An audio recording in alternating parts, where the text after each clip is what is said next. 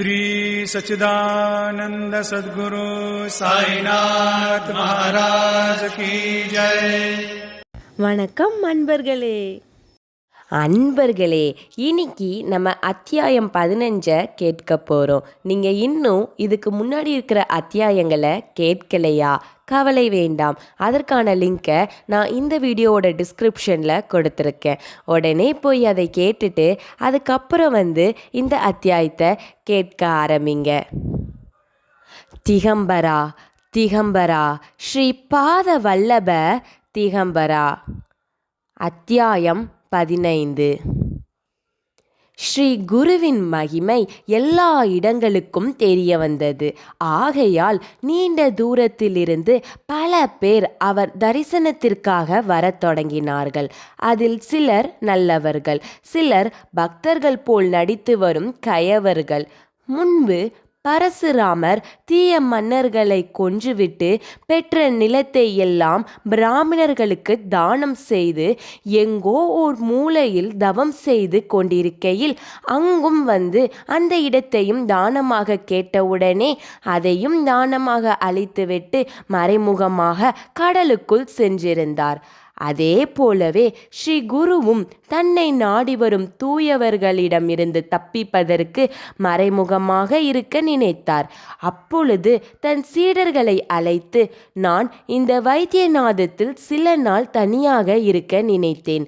ஆகையால் நீங்கள் எல்லோரும் தீர்த்த யாத்திரைகளுக்கு செல்லுங்கள் என்று கூறினார்.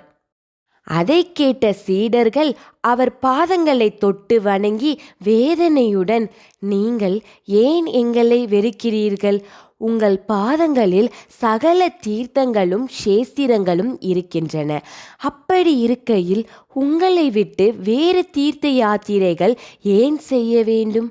புதையல் பக்கத்திலே இருக்கும் பொழுது பணத்திற்காக காடுகளில் தேட வேண்டுமா என்று முறையிட்டார்கள். அதை கேட்ட குரு பகவான், சந்நியாசிகள் 5 நாட்களுக்கு மேல் ஓர் இடத்தில் இருக்கக்கூடாது. சந்நியாசிகளான பிறகு தீர்த்த யாத்திரைகள் செய்ய வேண்டும். அப்பொழுதுதான் மனம் ஒருங்கிணையும். அதற்கு பிறகு ஓரிடத்தில் இருக்கலாம் என்றார். சீடர்கள், சுவாமி, உங்கள் சொல்படியே செய்கிறோம். நாங்கள் எந்தெந்த தீர்த்தங்களுக்கு செல்ல வேண்டுமோ கூறுங்கள் என்று வேண்டினர்.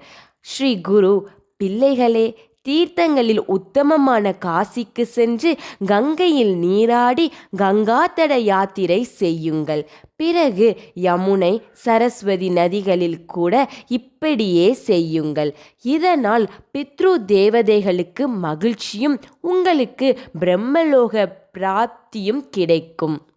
பிறகு வருண, குசாவர்த்த, சட்குரு, விபாச, சராவதி, விதஸ்தா, அசிக்னி, மருத்ருதா, மதுமதி, பயஸ்வினி, கிருதவதி, ரேவா, சந்திரபாகா, ரேவதி, சரயு, கோமதி, வேதிக, கௌசிக, நித்யஜல, மந்தாகினி, ஹஸ்கிரவக்தக, பூர்ண, புண்ணிய, அருண, பகுதா, வைகோசனி, புஷ்கர, பல்கு, அலக்நந்த ஆகிய நதிகளிலும் நதி சங்கமங்களிலும் நீராடி தல யாத்திரைகள் செய்யுங்கள். அப்படியே ஸ்ரீ சைலம், அனந்தம், ராமேஸ்வரம், சேதுபந்தம், ஸ்ரீரங்கம், பத்மநாபம், நைமிசாரண்யம், புருஷோத்தமம், மகாலயம், கேதாரம், கோடிருத்திரம், மாத்ருகேசம், குப்ஜ தீர்த்தம், கோகாமுகி, பிரசாத தீர்த்தம், விஜய தீர்த்தம், சந்திர தீர்த்தம், கோகர்ணம், சங்கு கர்ணம் ஆகிய தீர்த்தங்களில் நீராடுங்கள்.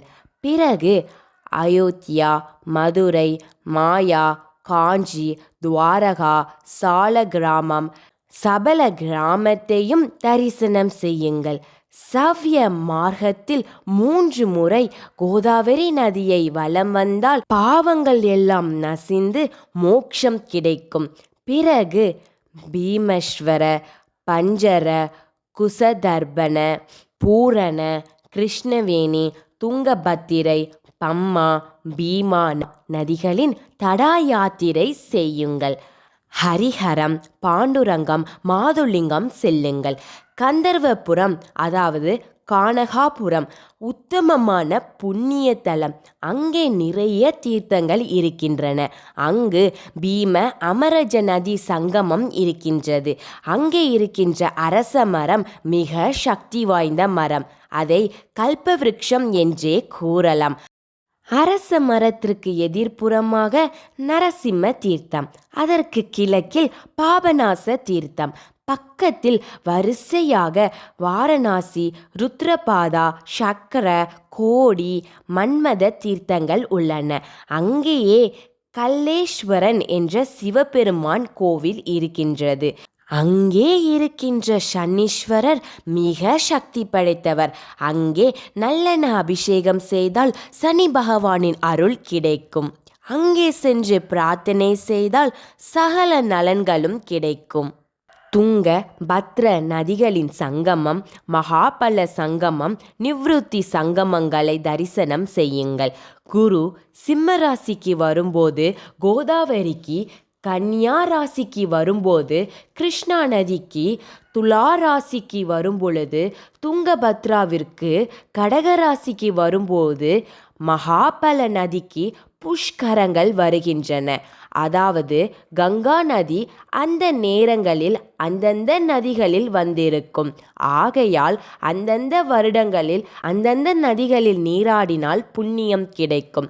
நதிகள் சமுத்திரத்தில் சேருகின்ற இடங்களில் நீராடினால் புண்ணியம் கிடைக்கும். சேஷாஸ்திரி அதாவது திருப்பதி, ஸ்ரீரங்கம், கும்பகோணம், கன்னியாகுமரி, மத்ஸ்ய தீர்த்தம், பக்ஷி தீர்த்தம் முதலியவை முக்கியமானவை. பரமேஸ்வரன் இருக்கும் தனுஷ்கோடி, ஸ்ரீரங்கநாத சன்னதியில் உள்ள காவேரி, புருஷோத்தமத்தில் உள்ள சந்திரகுண்டமும் கோடி தீர்த்தமும் முக்கியமானவை. மகாலட்சுமி வசிக்கும் கொல்காப்பூர், கிருஷ்ணா தீர்த்தத்தில் உள்ள பில்லவடியில் புவனேஸ்வரி மாதா இடத்திலும் தவம் செய்தால் ஈஸ்வர பிராப்தி அடையலாம். வருணா சங்கமத்தில் நீராடி மார்க்கண்டேயர் என்ற சங்கமேஸ்வரரை பூஜிக்க வேண்டும். அமரபுரத்தில் உள்ள கிருஷ்ணவேணி மற்றும் பஞ்சநதி சங்கமத்தில் 3 நாட்கள் குளித்து உபவாசம் இருந்தால் சகல கோரிக்கைகளும் தீர்ந்து பரமார்த்தம் கிடைக்கும். யுகாலயம், சூர்பாலயம், கபிலாஸ்ரமம், கோதாரம் ஆகிய புண்ணிய தலங்களுக்கு செல்லுங்கள். ஸ்ரீ தத்தாரேயரின் சேஸ்திரமான பிடாபுரத்திற்கு செல்லுங்கள்.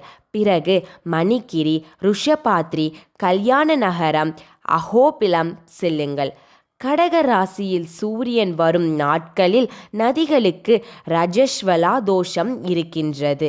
அந்த நாட்களில் நதிகளில் நீராடக்கூடாது. இது நதிக்கரையில் வசிப்பவர்களுக்கு பொருந்தாது என்று கூறினார்.